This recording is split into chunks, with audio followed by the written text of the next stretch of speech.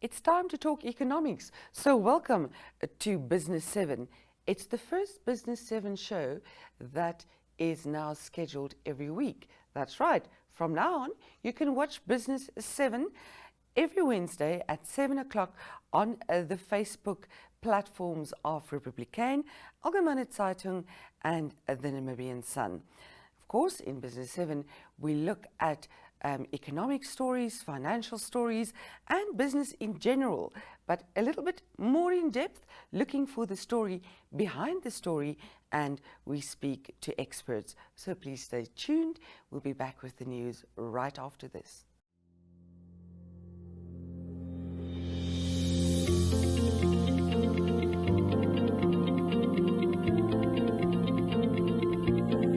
While Namibia and its cities are seen as one of the cleanest countries in Africa, plastic pollution is a big problem.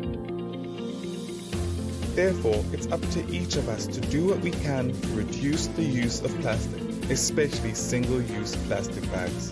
At Liberty Life Namibia, we've taken the decision to turn all our old branding items into reusable shopping bags. It's a way in which we can drive sustainability and look after our most important stakeholder, our environment. If you also believe in sustainability and would like more information, please get in touch. Liberty Life Namibia. In it with you.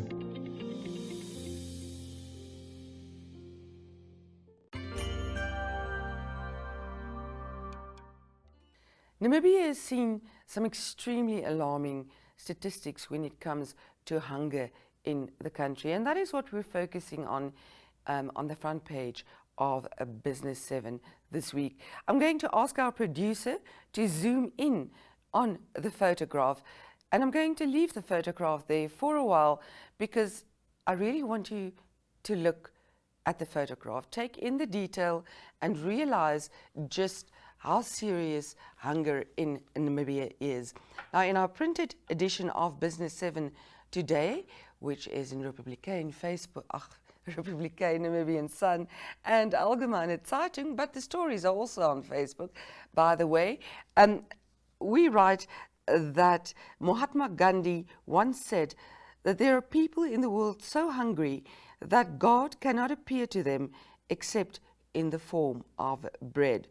Now, this iconic social activist might very well have been talking about Namibia. In our story, we don't only focus on the statistics from various sources, but on page 2 of our publication, we also have people in our regions telling us in their very own words the extent of hunger.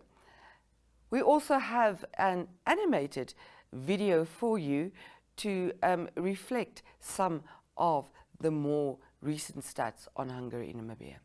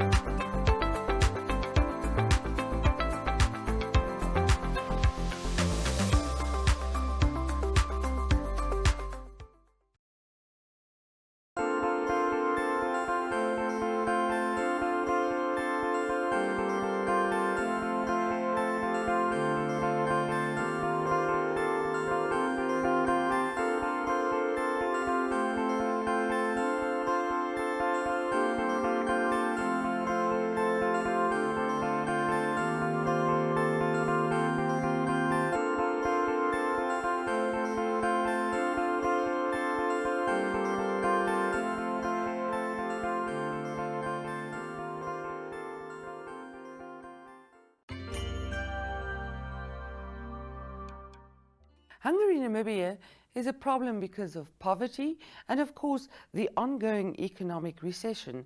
But food prices and how expensive food has become also play an absolute crucial role. In this regard, we spoke to the economist of Simonis Storm, Theo Klein.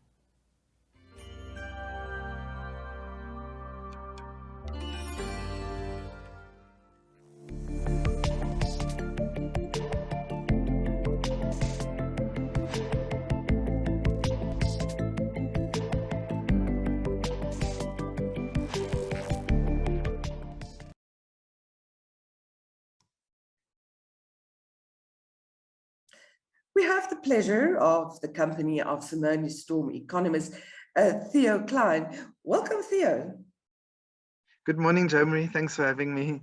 It's always a pleasure. Thank you very much for the time. Now, Theo, inflation rates and food prices are a big talking point at the moment.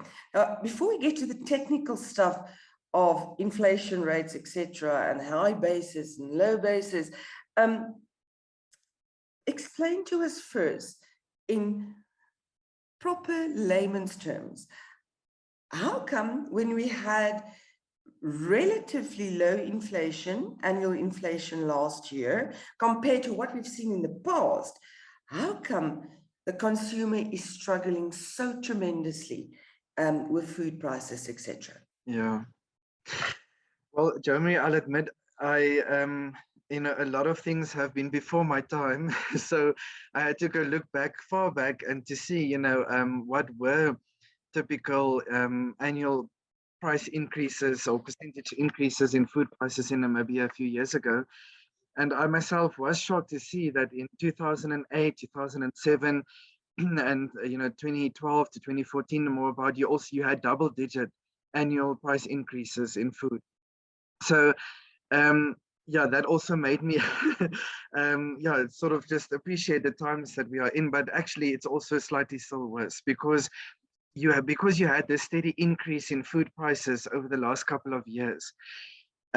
Food prices are themselves already high at the moment because it's been increasing for the last 20 years. If you look at the food price index in Namibia, that's used to calculate the annual percentage change, that index has just been going up, no other way. So food prices themselves are already high in Namibian dollar terms. So any percentage change from where we are now will be felt more severely than a few years ago when in dollar terms, food prices were relatively low. So maybe if I can use an example, I looked at the price of bananas. And I just sort of looked at, if you buy a 5 kilogram bag of bananas, in the year 2000, you would have paid about 8 Namibian dollars for that bag. And last year, based on last year's prices, you would currently pay about 145 Namibian dollars for that same bag. So, I mean, and that's once again just evidence of the fact that food prices have been on a steady incline for the last 20 years. So if you have just even a 5% increase from where we are now, that will be a much higher than a 5% increase from an $8 for a 5 kilogram bag 20 years ago. And although we have lower percentage increases in food prices currently, it still will be felt more severely by consumers at the moment compared to previous years where you might have had double-digit food price inflation. So yeah, it's just because of, so in other words, what I'm just saying in economic terms, we're coming off a high base. That food prices themselves are already much higher at the moment. So of course, just a 5% increase from today's prices will be felt more severely than maybe even a 10 or a 12% increase from average dollar prices of food 20 years ago. What obviously is also making the whole situation worse is that the buying power of the average consumer is already under tremendous pressure. We've not seen increases. We've seen actually salaries being lowered in some cases, we've seen people lost their jobs. So that would also have a massive effect. Yes, of course. I mean, and the other thing is, it's not just food prices that are going up. Other categories in our consumer basket used to calculate inflation is also going up. And rightfully, as you say, some employees still sit with salary cuts that were imposed since the lockdown in 2020. And obviously, the number of retrenchments keep on increasing as well. So even more people lose their jobs and are either dependent on some sort of savings that they might have or other family members. But be it as it may, overall household budgets are under severe pressure, especially for your low to middle income households. Obviously, your high income households either still maintain their jobs or they at least have much larger safety nets. In other words, more savings that they can, and investments that they can draw from to supplement their budgets. And of course, interest rates are expected to go up. We already saw South Africa hiking by 25 basis points last week. Our expectation is for Namibia to follow suit. So any households with debt and businesses for that matter as well will start in having higher monthly interest repayments on their loans. So once again, taking a larger share from their budgets. And obviously households will have to do some readjustments because of, you can only spend within your means. Of course, we've seen overdrafts increasing since last year as well, but to some extent, banks will also say that there are limits to overdrafts. Either you can only take 3 times your salary, your monthly salary, and it depends on how close you are to those limits. So then you might also not be able to get an overdraft to supplement your budget. Fuel prices, another one, I think that takes a huge part of households' budgets. We already saw another fuel price hike of about 30 cents for petrol and 40 cents for diesel last month. And we expect that to continue rising as well as a result of higher global oil prices. So I think a lot of adjustments to household budgets will have to take place this year as a result of, and I mean, at the end of the day, you need to eat. So I think that takes precedence. So I think other budgetary items will have to be readjusted in some way. A lot has changed in the past 160 plus years, but the world is evolving faster every day. Founder Samuel Lowell Price's version of a self-driving car was a really smart horse. Who knows how our great-grandchildren will get around?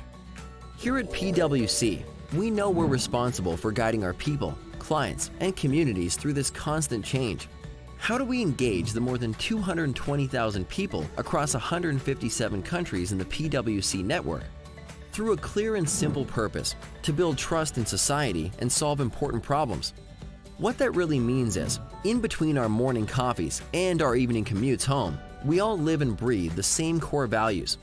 Here they are, the 5 things that make us, us. We act with integrity.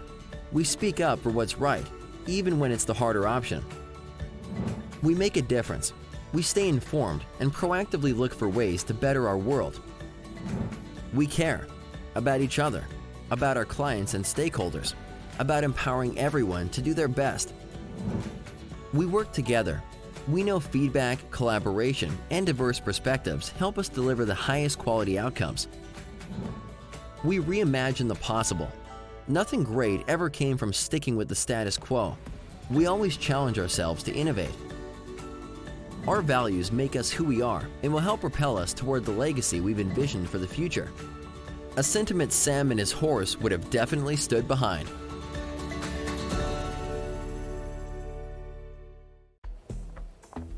You know, a few weeks ago, I would never do this on a Saturday morning. Back then, I was standing in line all day. Now it's just like that. You are using the F&B banking app like I told you. Girl, it saved my weekend. Now I can do all my banking on this. Payments, transfers, checking statements. Even opening accounts. Just like that. Oh, did I tell you what my husband did? Even me, I want to save time with the, what's the name of the app? F&B app. Don't be left behind. Make the switch to the FNB app, online banking or cell phone banking and change the way you bank to change your life. FNB, how can we help you?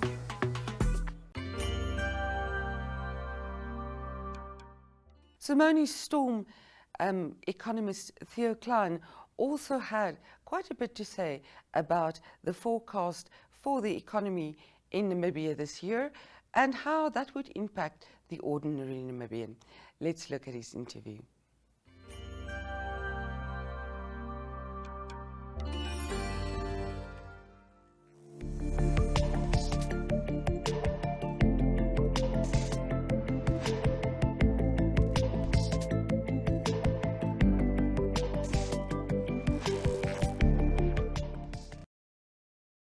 They're talking about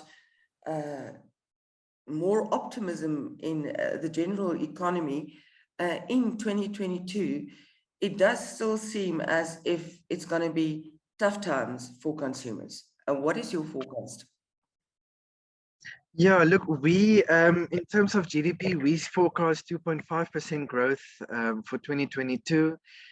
I know other economists and Ministry of Finance and Bank of Namibia sort of are in the range of close to 3% and maybe even a bit higher than 3% growth for this year. And yeah, so I think that all sounds positive, but I think for households and quite a lot of businesses in various sectors, such as manufacturing and construction, but also households in general, are still likely to remain in tough financial conditions. You can have increased economic growth from certain existing businesses that, either see higher external demand so that they export more, or they just, provide more services or products based on the existing staff that they have.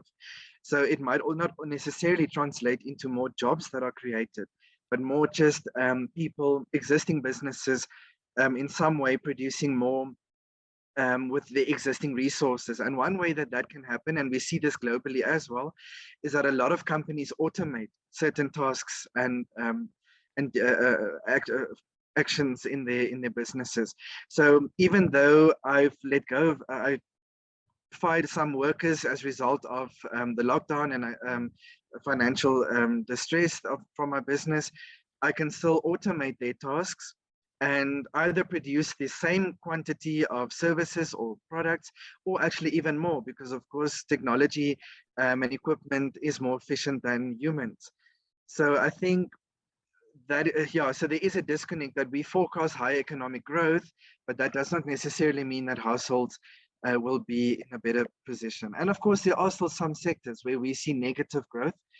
So those businesses, for example, in construction and manufacturing might still, we might still see more business closures, for example, but then growth in other sectors such as mining and maybe agriculture might outweigh those negative impacts. So yeah, in short, as you said, Jeremy, positive growth, but still fairly bad conditions for households. Theo, thank you so much for your insights as always. We hope that you keep crunching those numbers, and we hope that that those green shoots get just slightly taller. Very nice talking to you. Goodbye. Yeah, thanks, Jeremy.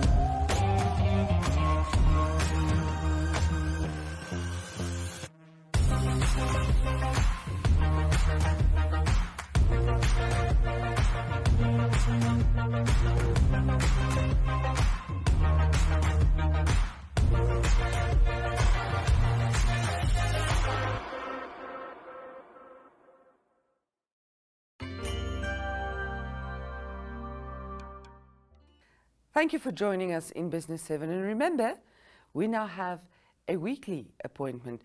I will see you next Wednesday at 7 o'clock on the Facebook platforms of Republikein, Algemene Zeitung and Namibian Sun.